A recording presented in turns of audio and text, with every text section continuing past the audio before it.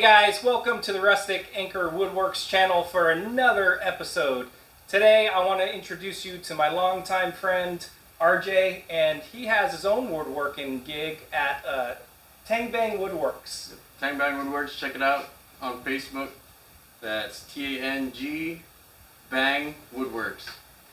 So today is going to be a super short video. Really, it's a tip and trick that RJ created, and I haven't seen it anywhere, and I was super pumped when I first saw it, and I'm like, RJ, we need to push this out to our fellow woodworkers. So here's something that he came up with.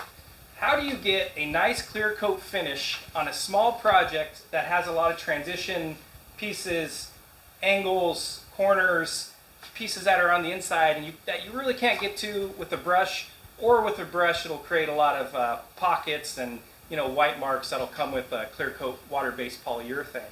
So this is what RJ come up with, and I love it.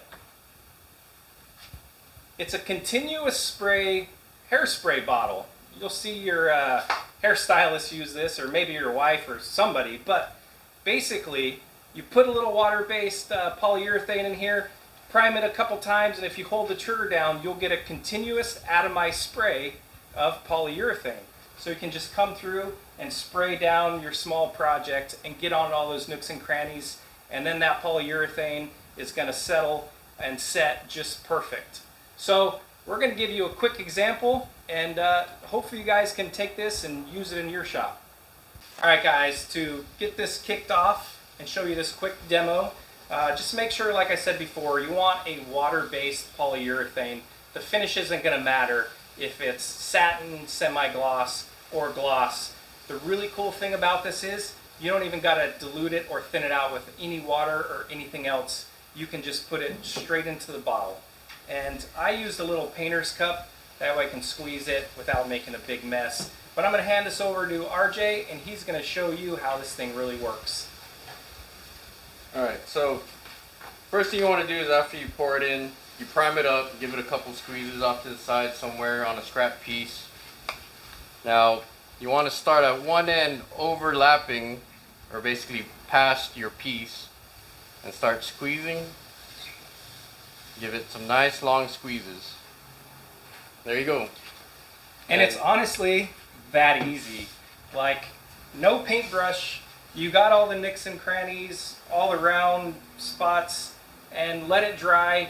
Get 220 sandpaper, lightly knock off all the high spots, and do another 2 coats. And guess what?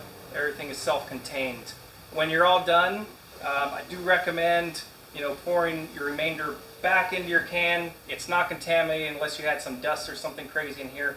And then put some soapy water in here, rinse it out, spray it a couple times, make sure it's clean, and guess what? You're ready for the next time. So, hey, thanks for stopping by and checking out our video. Please check out RJ's Tang Bang Woodworks on Facebook, and stay tuned for another video. Thanks for having me.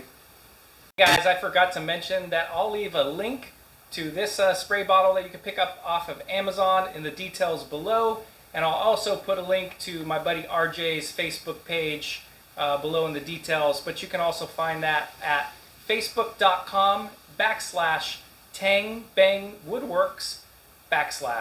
So thanks for watching. We'll see you next time.